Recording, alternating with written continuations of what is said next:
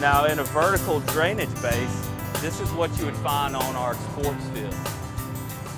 You would use a clean stone, which is an 89 stone. You'd start off with your first level of 57 stone, which is the largest stone that I was talking about that's mixed in with the crusher run. That would be your sub base.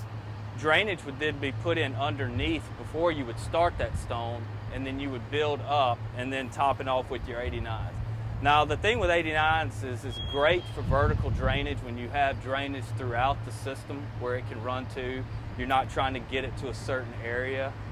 You would see that they would have kind of the vertical fingers off drained lines underneath, drain tiles, that the water would get into those channels and run it to your designated area. This stone's used also in our pet turf. Anything that you would be going out and wanting to, water the turf down. You're trying to rinse out all the, whatever pets leave behind. And so that's kind of what would be allowed there. This is a little different to work with. As you can see, it's really loose, and no matter what you do as far as compacting it, it's going to stay loose.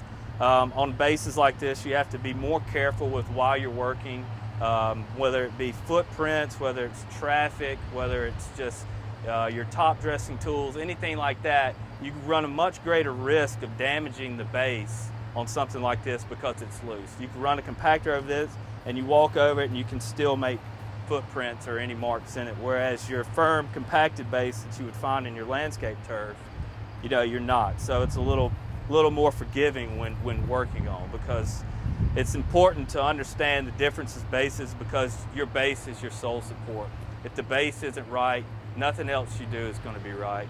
And the one thing that you'll learn with working in turf is the last thing you want to do is find out that there's a problem with your base once you finish the job. And that's usually when you're going to find it.